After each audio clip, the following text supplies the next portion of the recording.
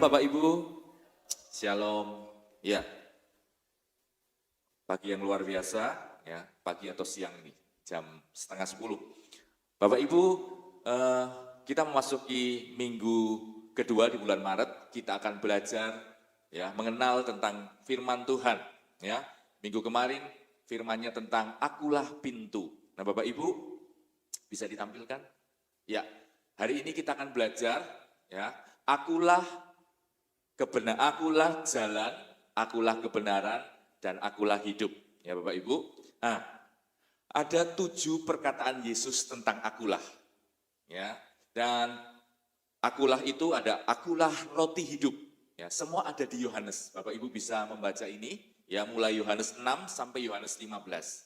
Akulah roti hidup. Lalu kemudian adalah akulah terang hidup. Ya. Lalu kemudian ada akulah pintu yang kemarin minggu lalu Ibu Sarah sudah membagikannya buat kita semua. Lalu keempat ada akulah gembala yang baik, ya. Kemudian akulah kebangkitan dan hidup. Dan hari ini kita akan belajar akulah jalan, akulah kebenaran, dan akulah hidup. Ya, jadi bukan jalan kebenaran dan hidup, tapi akulah jalan, akulah kebenaran, dan akulah hidup. Lalu yang terakhir adalah akulah pokok anggur. Nah Bapak Ibu, 7 perkataan Yesus ini menunjukkan bagaimana Yesus sedang membuka dirinya untuk hidup kita. Dia ingin kita mengenal dia sebagai apa. Ya. Tuhan Yesus rindu kita mengenal dia, mengerti dia datang sebagai apa. Ya. Dan inilah Yesus ada untuk kita. Dia adalah, ya, Yohanes 6 ayat 35, roti hidup yang memungkinkan kita mendapatkan kehidupan yang sejati. Ya, dia adalah terang yang menerangi kegelapan jalan-jalan kita. Ya, dia adalah pintu di mana kita bisa menemukan kerajaannya. Dia adalah gembala baik, gembala yang baik yang menuntun kehidupan kita. Ya, membaringkan kita di air yang tenang. Ya, menuntun kita kepada padang rumput yang hijau. Ya, dia adalah kebangkitan. Dengan demikian kita bisa hidup kekal. Dia adalah jalan kebenaran dan kehidupan. Yang melaluinya kita bisa menghampiri kebenaran dan menerima kehidupan. Dan yang terakhir, Yesus adalah pokok anggur. Ya, dan dari sana kita bisa berbuah kalau kita menempel dalam dia. Amin Bapak Ibu. Nah, ini perkataan Yesus, 7 perkataan Yesus. Ya, I'm the light of the world. I'm the bread of life. Ya, 7 kebenaran ini. Ini menunjukkan betapa Yesus rindu untuk menunjukkan siapa dia buat kita. Nah, dan hari ini ya kita akan belajar salah satu dari 7 perkataan Yesus itu. Minggu ke depan, kedepannya lagi kita akan membahas satu persatu ya masing-masing. Bapak Ibu mari kita buka Yohanes 14 ayat 1 sampai 6. Yohanes 14 ayat 1 sampai 6, Bapak Ibu yang bawa Alkitab, bawa Alkitab elektronik, bisa buka bersama-sama saya. Kita akan baca sama-sama ya Bapak Ibu ya. Saya baca yang ganjil, 1, 3, Bapak Ibu baca yang genap, nanti ayat ke-6 kita membacanya bersama-sama. Oke Bapak Ibu, ya. Saya baca, rumah Bapa. Janganlah gelisah hatimu, percayalah kepada Allah, percayalah juga kepadaku. Di rumah Bapakku banyak tempat tinggal. Jika tidak demikian, tentu aku mengatakannya kepadamu. Sebab aku pergi ke situ untuk menyediakan tempat bagimu. Dan apabila aku telah pergi ke situ dan telah menyediakan tempat bagimu, aku akan datang kembali dan membawa kamu ke tempatku. Supaya di tempat di mana aku berada, kamu pun berada. Kamu tahu jalan ke situ. Kata Thomas kepadanya, Tuhan, kami tidak tahu kemana engkau pergi. Jadi, bagaimana kami tahu jalan ke situ? Sama-sama.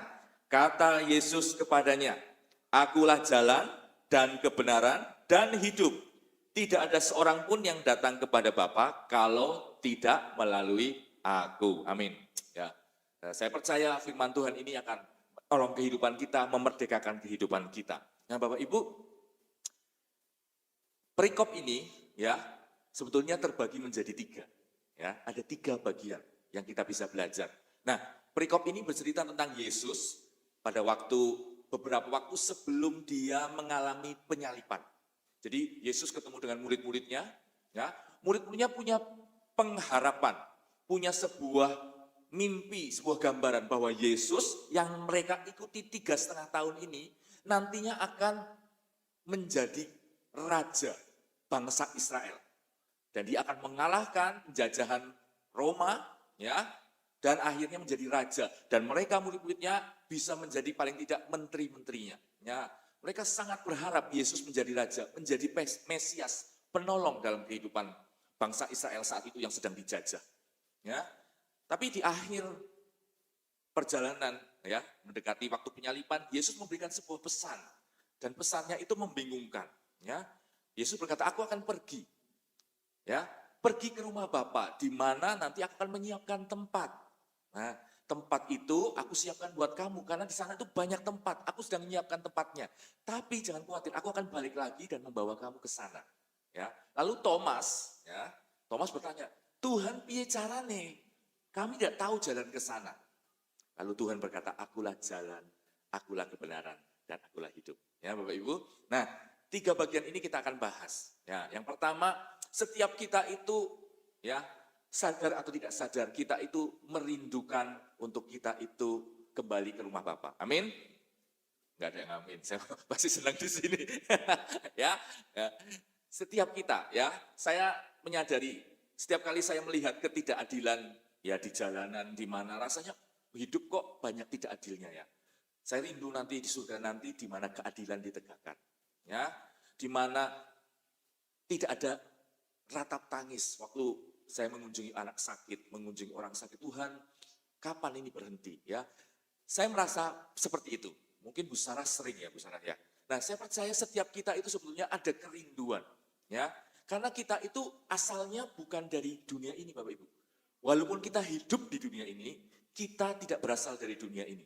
Ya, firman Tuhan berkata di 2 Korintus 5 ayat 2, selama kita ada dalam kemah ini, kita mengeluh karena kita rindu untuk mengenakan tempat kediaman surgawi kita. Ya, kita rindu, longing. Nah, Bapak Ibu, kalau saya pergi berlibur, ya, misalnya acara kemarin tahun baru Cina, kemudian kita berlibur bersama keluarga, ya, 1-2 hari, ya. Saya orang rumahan, ya. Jadi kalau saya pergi 1-2 hari, walaupun tempatnya bagus, pemandangannya ciamik, gitu, ya, pemandangan pantai atau pemandangan pegunungan yang menyejukkan, ya. Tapi pada akhirnya tetap kangen rumah. Nggak tahu, mungkin bantal saya punya bau-bau khusus yang membuat saya nggak bisa tidur nyenyak di tempat lain, ya. Tapi pengen kangen rumah. Nah, sama sebetulnya Bapak Ibu, setiap kita rindu, kita bersatu dengan Tuhan Yesus di surga nanti. Dan Tuhan tahu kegelisahan itu. Makanya Tuhan katakan, akulah jalan. Ya, aku tahu arah sana. Ya, percayalah kepadaku, percayalah kepada Bapa juga. Ya, aku sedang menyiapkan tempat itu. Nah, ketika Yesus menerangkan ini, ya, responnya murid-murid itu bertanya, bagaimana caranya Tuhan? Bagaimana caranya kita ke sana? Nah, Bapak Ibu, seringkali, ya, kita itu tanya, Tuhan piye caranya? Ya, kalau kita menghadapi sesuatu, entah itu tantangan, entah itu masalah, yang kita tanya, piye caranya Tuhan? Dan Bapak Ibu, sadar atau tidak, kita baca Alkitab, seringkali kita membacanya untuk menemukan solusi. Benar nggak Bapak Ibu? Ya, saya baca Alkitab, saya misalnya nih lagi ada masalah dengan istri atau dengan keluarga atau dengan anak. Contoh aja, ya. Saya tanya Alkitab, Tuhan piye supaya istri saya memaafkan saya? Ya kan? Kita mencari langkah-langkahnya. Kita mencari caranya piye, ya, gitu, ya. Beruntung kita carinya di Alkitab, bukan di luar sana, ya Bapak Ibu. Tapi melalui kejadian, melalui peristiwa ini kita bisa melihat sebetulnya ada hal yang lain. Mencari caranya, langkah-langkah dan sebagainya, seperti yang Thomas lakukan itu is okay, ya. Tapi jawaban Yesus, ya, kalau Thomas tanya, Tuhan piye caranya? Seharusnya jawabannya gini loh Thomas, caranya 1, 2, kamu perlu setia. 3, kamu perlu tetap bertahan dalam penderitaan. 4, kamu perlu kayak gini. Ya, seharusnya jawabannya itu, ya. Tapi ternyata jawabannya Tuhan enggak. Tuhan menjawab, akulah jalan. Akulah kebenaran dan akulah hidup. Ya, kok enggak nyambung? Thomas bertanya, how? Tapi Yesus jawabnya who, akulah. Ya, Bapak Ibu, saya mau kasih sebuah gambaran. Ya, ini cerita buka-bukaan tentang saya. Ya, supaya Bapak Ibu punya gambaran. Ya, saya rela terbuka untuk Bapak Ibu. Ya, Bapak Ibu, saya sudah menikah dengan istri saya 23 tahun. Ya, nanti dikoreksi ya. 1 tahun itu meters. Ya, 23 tahun. Ya, kami menikah 2000. Ini 2004, dari 23 jalan plus. Ya. Nah Bapak Ibu, saya bisa mengenal istri saya dari kata orang atau dari buku. Kata orang atau kata buku, wanita itu hatinya lembut. Benar Bu Sarah? Benar, ya kan? Kata buku, ya, wanita itu paling senang diajak jalan-jalan ke mall. Ya, siapa yang setuju? Oh, setuju ya. Kata buku, ini yang cowok-cowok dengerin nih ya. Siapa namanya itu adiknya Hasso ya, yang belum menikah ya. Denger nih ya. Wanita itu sangat suka dibelikan sesuatu yang bling-bling. Ya, itu kata buku ya, kata buku. Ya, kita bisa membaca buku-buku tentang wanita. Ya. Dan kalau saya hanya membaca buku tentang wanita, ya, maka saya akan sering miskomunikasi dengan istri saya. Kenapa?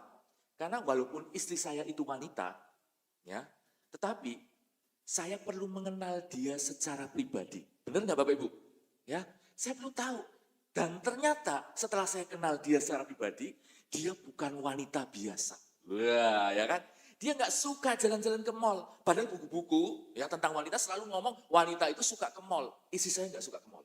Ya, dia sukanya ke Emalta, ya, ke rumah doa, ya, berbeda. Jadi kalau saya bawa ke dia ke mall, dia nggak terlalu menikmati, ya ikut aja, gitu ya.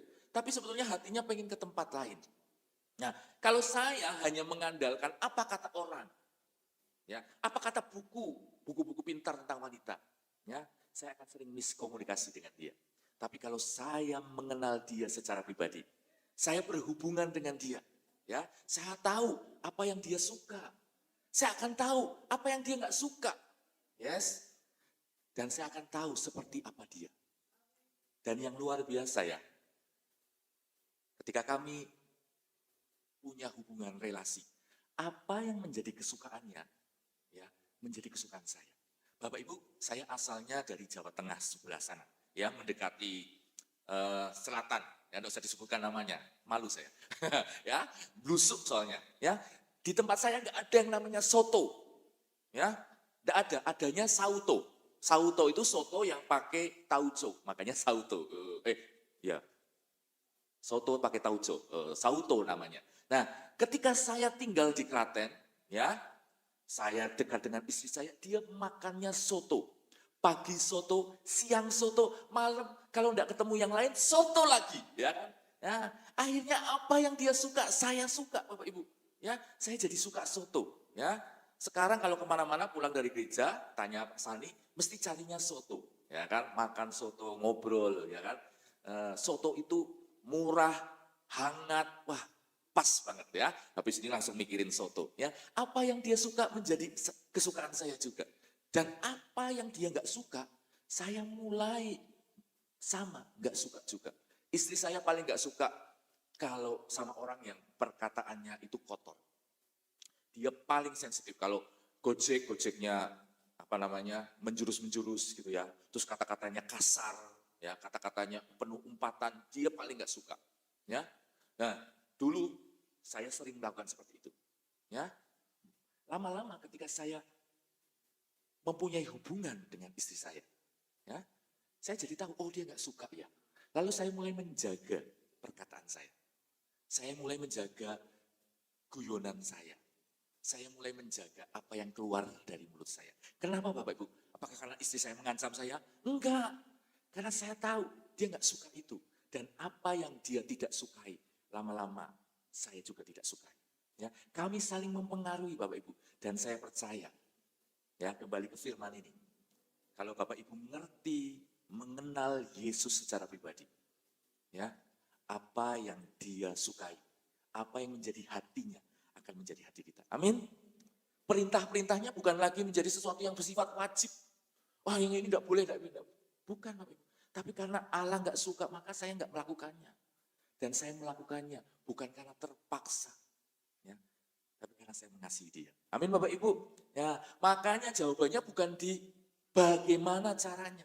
Jawabannya di siapa dia yang kita mau kenal. Mengenal dia menghasilkan perubahan dalam hidup kita. Kita akan menjadi seperti orang yang dekat dengan kita. Ya, kalau kita punya komunitas yang suka nyepeda, maka kita pasti jadi orang yang suka sepeda. Komunitas kita akan mempengaruhi kita. Kalau sukanya makan, ya, maka kita akan jadi kemana-mana makan. Ya, kalau kita punya hubungan dengan Tuhan, dengan Yesus, apa yang menjadi hatinya akan menjadi hati kita. Amin. Yes, saya punya sebuah quote. Ya, jangan cari Yesus untuk apa yang Yesus buat bisa lakukan untuk kita. Namun punyailah hubungan. Maka semua yang Yesus miliki akan menjadi milik kita. Amin Bapak Ibu. Ya, milikilah hubungan, kenali dia. Dan Tuhan membuka dirinya. Ya, hari ini kita belajar tentang Yesus sebagai pintu, Yesus sebagai jalan, sebagai kebenaran dan sebagai hidup. Ya, besok kita akan belajar apa lagi? Kemarin kita belajar Yesus sebagai pintu. Dia membuka dirinya untuk kita mengenali dia, belajar tentang dia, berhubungan dengan dia. Ya, dan saya percaya kita pulang dari tempat ini kita akan diubahkan. Amin. Yes. Ya, lanjut ya Bapak Ibu. Ya, kita akan belajar. Yang pertama, akulah jalan. Ya, katakan akulah jalan Bapak Ibu. Ya. Roma 3 ayat 23 berkata seperti ini. Kamu karena semua orang telah berbuat dosa dan telah kehilangan kemuliaan Allah. Setiap kita sudah terpisah, ya. Dahulu kita terpisah. Kita nggak mungkin menyambungkan itu dengan kemampuan kita, bahkan dengan kebaikan kita, dengan perbuatan kita, ya, dengan amal kita, sesuatu yang tidak mungkin. Ya. Lalu bagaimana kita sudah terpisah dengan Allah? Kita nggak punya masa depan. Ya. Tetapi Yesus datang. Dia adalah jalan. Ya. Dia adalah jalan. Gambar ini menjelaskan semuanya. Yesus adalah jalan. Yesus bukan orang yang tahu jalan. Ya. Saya orang yang tahu jalan. Saya bisa membawa Bapak Ibu mengenal Yesus, tapi saya bukan Yesus. Ya. Bapak Ibu bisa tahu Yesus tanpa melalui saya, bisa. Tapi Bapak Ibu nggak perlu mengenal saya, tapi kenal Yesus yang adalah jalan. Saya, Bu Sarah, atau setiap orang yang ada di tempat ini, kita adalah orang-orang yang menolong Bapak Ibu mengenal siapa Yesus sebenarnya. Ya, jadi jangan kagumi pendetanya, kagumi Yesusnya. Amin Bapak Ibu. Ya, pendeta siapapun yang berdiri di tempat ini, ya kita hanya tahu jalannya. Kita bukan jalannya, kita tahu jalannya. Ya, dan kita tahu jalannya itu adalah Yesus. Amin. Terusannya Roma 3:24 berkata, dan oleh kasih karunia telah dibenarkan dengan cuma-cuma karena penebusan dalam Kristus Yesus. Kristus Yesus telah ditentukan Allah menjadi apa? Jalan pendamaian Bapak Ibu. Karena iman dalam darahnya. Jadi saya percaya Yesus adalah jalan. Dan kedua, Yesus adalah satu-satunya jalan. Amin. Ya, kita percaya itu. Ya, karena firman Tuhan katakan, kita tidak bisa ketemu Bapa tanpa melalui Dia. Ya, firman Tuhan katakan, tidak ada seorang pun yang datang kepada Bapa kalau tidak melalui aku. Ya, Yesus adalah satu-satunya jalan. Nah, Bapak Ibu, firman Tuhan gak hanya berhenti di sini. Gak hanya berhenti di akulah jalan. Ya, kalau akulah jalan berarti Tuhan hanya menyiapkan kita supaya kita ketemu dengan Bapa kita di surga. Ya, dah. Tapi bersyukur Tuhan juga berkata, selain akulah jalan, akulah kebenaran. Ya, apa artinya kebenaran Bapak Ibu? Nah, setiap kita dulu itu adalah tawanan dosa. Ya, dosa itu seperti rantai yang mengikat hidup kita. Kita nggak bisa lepas dari dosa. Dosa mengikat kita. Ya, kecanduan apapun, ya itu membuat kita nggak bisa bebas. Ya, kita nggak bisa seperti orang yang merdeka memilih untuk hidup lepas dari itu. Tetapi puji Tuhan, Yesus datang bukan hanya sebagai jalan, Dia datang sebagai kebenaran. Kebenaran apa? Kebenaran yang akan memerdekakan kita Bapak Ibu. Amin. Yohanes 8 ayat 32 berkata, dan kamu akan mengetahui, kita akan mengenal, ya, kebenaran, dan kebenaran itu akan memerdekakan hidup kita. Ya, apa itu kebenaran? Kebenaran adalah firman Tuhan. Dan dikatakan di Yohanes 1, pada mulanya adalah firman, dan firman itu telah menjadi manusia. Ya, Yesus adalah kebenaran itu. Dan kebenaran yang kita ketahui akan memerdekakan hidup kita. Dulu hidup kita tertawan, dulu hidup kita itu terbatas. Ya. Tapi firman Tuhan akan mengubah hidup kita. Nah Bapak Ibu, saya kasih contoh Bapak Ibu. Ya. Ada sebuah film yang bagus. Ya. Filmnya judulnya, saya suka nonton film. Ya. Bapak Ibu, filmnya judulnya Shawshank Redemption. Ya. Nah film Shawshank Redemption ini adalah film dengan rating paling tinggi seluruh zaman. Ya. Jadi kalau Bapak Ibu suka makanan, Bapak Ibu akan lihat reviewnya makanan. Ya. Dan Bapak Ibu akan nyari makanan di Kota Klaten atau di Jogja yang reviewnya paling tinggi.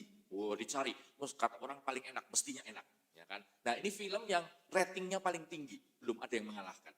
Nah di film ini ada seorang narapidana yang dia 20 tahun di penjara. Dan karena 20 tahun di penjara, ya dia sudah, apa istilahnya ya, hidup dengan budaya penjara ini. Ya, 20 tahun Bapak Ibu. Dan akhirnya setelah masa tahanannya selesai, dia dibebaskan. Dan akhirnya penjara itu punya program, orang-orang yang dibebaskan boleh bekerja di sebuah toko serba ada.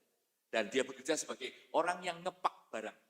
Ya, memasukkan barang yang dibeli, kemudian ditali, dilakban sebelum dibawa. Nah, dia kerja di situ. Ya, hari pertama dia bekerja, ya dia bekerja dengan baik. Ketika waktunya dia mau ke belakang, ya, ya, dia menghadap ke supervisornya, lalu dia hormat. Pak Supervisor, bolehkah saya ke belakang untuk pipis? Saya minta waktunya. Supervisornya bingung. Pak, kalau mau ke belakang langsung aja, itu kan hak Bapak. Bapak bisa ke belakang, mau pipis, nggak usah lapor ke saya. Oh iya toh Pak, nggak usah lapor. Iya. Lalu dia ke belakang. Lalu kemudian dia mau ambil barang di belakang. Dia datang ke supervisornya lagi. Pak, lapor. Saya mau ambil barang di belakang. Izin mau ambil barang. Supervisornya bingung. Loh, kalau mau ambil barang di belakang, ambil aja. Nggak usah lapor ke saya. Ya, dia melakukan semuanya harus dilaporkan. Lalu dia mulai supervisornya ngerti. Oh, ternyata Bapak ini 20 tahun hidup di dalam penjara. Ya, hidupnya diatur oleh penjara. Dia mau ke belakang harus lapor dulu. Dia mau keluar dari sana harus lapor dulu. Dia mau pergi kemana harus lapor dulu. Semua itu dilakukan dan itu membuat budaya. Sehingga ketika dia bebas, ya dia masih harus melaporkan walaupun dia sudah bebas. Nah Bapak Ibu, inilah gambaran kehidupan kita. Ya, kita dulu itu dipenjara oleh dosa. Ya, hidup kita, cara pikir kita itu cara pikir dosa, cara pikir dunia ini. Dan cara pikir itu walaupun kita sudah diselamatkan menjadi ciptaan baru, cara pikir kita itu menjadi cara pikir yang lama. Ya, seperti sebuah CPU, komputer, hardware-nya sudah baru. Ya, Intel-nya sudah Intel versi 15, RAM-nya sudah tinggi. Ya, tetapi software-nya masih lama. Nah, kita perlu mengubah software-nya itu. Kita perlu mengubah cara berpikir kita. Ya, karena cara pikir kita dipengaruhi oleh cara pikir kita yang lama. Dan firman Tuhan katakan, aku datang ya sebagai kebenaran. Kebenaran yang akan memerdekakan hidup kita. Amin Bapak Ibu. Ya, kalau kita dekat dengan Tuhan, ya, kita akan diubahkan. Ya, cara berpikir kita diubah, fokus kita diubah. Dahulu mungkin fokus kita mencari ketenaran, fokus kita mencari uang yang banyak. Ya, setelah ketemu Tuhan, ya, kita tetap mencari ketenaran, kita tetap mencari uang yang banyak. Tapi untuk apa? Ya kan? Saya tidak melarang jadi tenar, saya tidak melarang menjadi punya uang banyak. Tapi untuk apa? Untuk sebuah tujuan. Dan tujuannya itu bukan supaya kita, fokusnya bukan kita, tapi fokusnya adalah rencana Allah. Ya, karena firman Tuhan itu mengubah hidup kita. Amin Bapak Ibu. Inilah yang terjadi. Ya, otak kita ini diprogram ulang. Nah, reprogram. Nah, Supaya apa? Supaya selaras dengan rencana Allah. Ya, amin Bapak Ibu. Itulah arti Yesus datang sebagai kebenaran. Makanya saya percaya setiap kita yang di tempat ini, ya, yang datang pulang akan berbeda. Kenapa? Karena Anda mendengarkan kebenaran firman Tuhan. Dan firman Tuhan itu bukan sebuah kata-kata motivasi manusia. Firman Tuhan itu firman Allah sendiri yang berkata. Bapak Ibu mendengar, masuk di dalam hati, firman itu akan bekerja pelan-pelan. Mengubah kehidupan kita. Ya, menjadikan, makanya kalau kita berhubungan, kalau kita punya hubungan dengan Allah, hidup kita tidak akan sama. Kita akan terus mengalami pembaruan hari demi hari. Amin Bapak Ibu. Yes, itulah yang terjadi buat setiap kita. Kita mengalami pertumbuhan. Nah, saya punya kesaksian Bapak Ibu. Ya, ini dikirimkan di WA saya oleh salah satu orang. Ya, barusan saya cuplik tadi pagi, saya cut and paste, lalu kemudian saya tampilkan. Saya tutupin beberapa namanya. Nah, Bapak Ibu bisa lihat. Ya, ini ceritanya teman saya itu, ya, ketemu dengan salah satu orang yang komsel dengan komsel kita, ya, beberapa tahun yang lalu. Pertama kali ketemu komsel, orangnya berantakan, ya kan, punya rencana bunuh diri, punya macam-macam, ya. Lalu kemudian pelan-pelan kami membimbing dia, ya, di dalam komsel. Firman Tuhan disiarkan setiap minggu. Dia dengar firman Tuhan, pikiran apa, pikiran yang salah, ya, kasih firman Tuhan. Ini loh firman Tuhannya seperti ini. Wah, enggak benar. Firman Tuhannya seperti ini. Enggak, yang aku alami seperti ini. Firman Tuhannya seperti ini. Kamu percaya firman Tuhan enggak?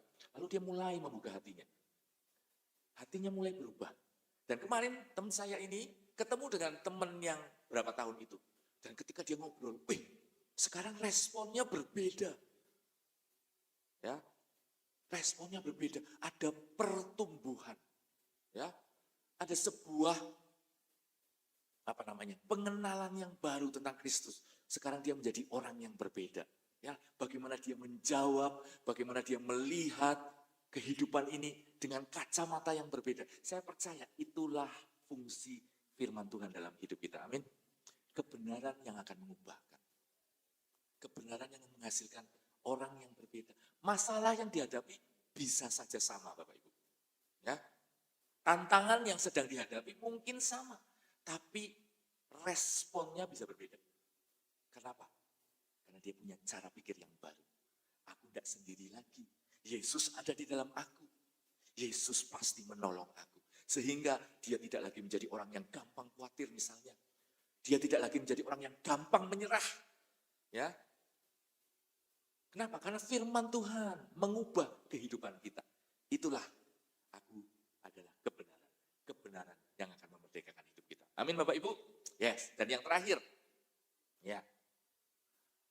I am the way, the truth, and the life. Akulah hidup. Ya. Akulah hidup. Mari kita baca ayatnya. Yohanes 10 ayat 10b.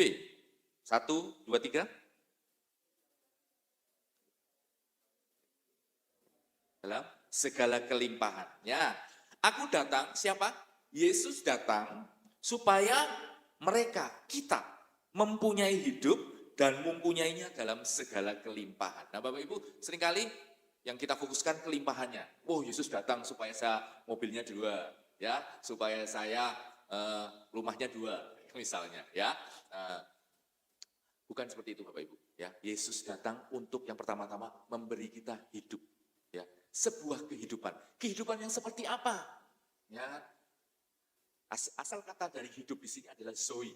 Ya, Zoe. Zoe artinya adalah hidup seperti yang Allah rencanakan. Ya, the God kind of life. Ya, hidup seperti yang Allah rencanakan.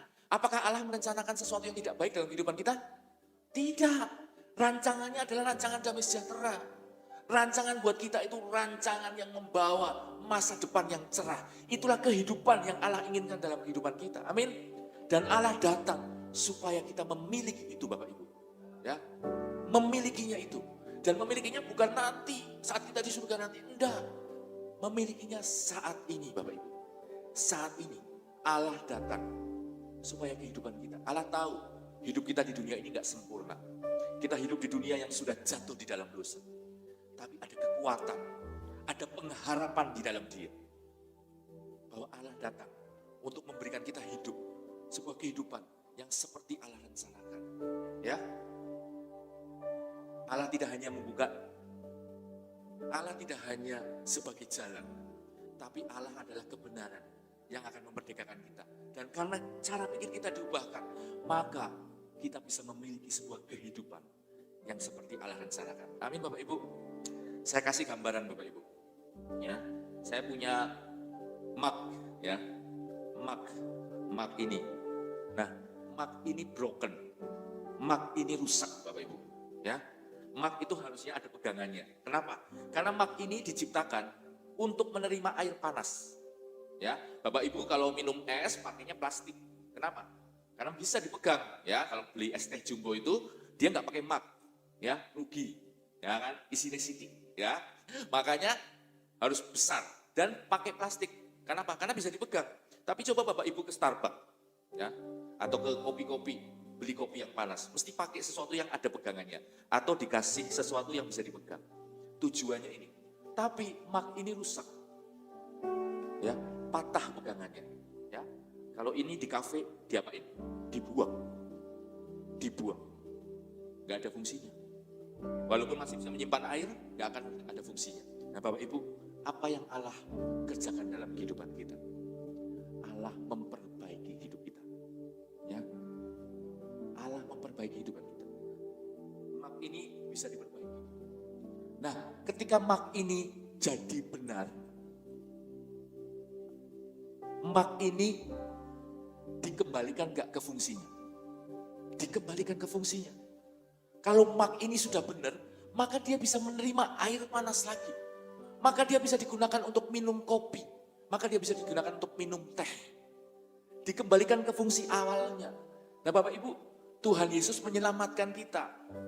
Bukan supaya kita enak-enak di surga. Enggak Bapak Ibu. Ya, itu hasil akhirnya. Itu nanti kepastian. Bapak Ibu diselamatkan. Supaya Bapak Ibu dikembalikan ke fungsi Bapak Ibu aslinya. Amin Bapak Ibu. Apa fungsinya? Seperti Adam dan Hawa diciptakan pertama. Untuk apa? Mengelola sebuah taman. Kita dikasih kuasa. Untuk apa? Untuk memelihara sebuah kehidupan. Untuk beranak cucu. Ya, berkuasa atas muka bumi ini. Ya, itulah kehidupan yang Allah tetapkan buat Bapak Ibu. Ya, Bapak Ibu punya kuasa atas sakit penyakit. Punya kuasa atas masalah yang mungkin sedang dihadapi. Ya, kita menjadi seorang yang reign in life. Hidup kita, ya, kita berkuasa atas kehidupan kita. Karena Allah memberikan kita kuasa. Ya, kita nggak gampang dikalahkan. Kita bukan korban. Kita bukan victim. Kita a victor. Ya, kita orang yang menang. Karena Allah sudah mengalahkan maut itu. Ya. Amin Bapak Ibu. Kamu kasih tepuk tangan yang semangat. Ya, buat Tuhan kita. Itulah jati diri Bapak Ibu sebenarnya. Allah datang untuk memberi kita jalan, kebenaran, dan hidup. Artinya, bukan nanti kita menikmati sesuatu yang baik. Mulai dari sekarang, kehidupan itu bisa kita nikmati. Kehidupan bersama Allah. Amin. Saya simpulkan Bapak Ibu. Ya. I'm the way, the truth, and the life. Kita diselamatkan oleh kasih karunia-Nya melalui iman. Ya. Dan kita dimerdekakan, diubahkan oleh kebenaran firman itu. Cara pikir lama sudah hilang. Kita menjadi ciptaan baru. Dan karena kita ciptaan baru, maka Yesus datang sebagai kehidupan. Kita akan mengalami kehidupan seperti yang Allah rencanakan. Amin Bapak Ibu. Itulah destiny kita. Itulah takdir kita Bapak Ibu. Orang-orang yang percaya. Amin. Siapa yang diberkati dengan firman ini? Saya percaya firman ini yang saya sampaikan terbatas.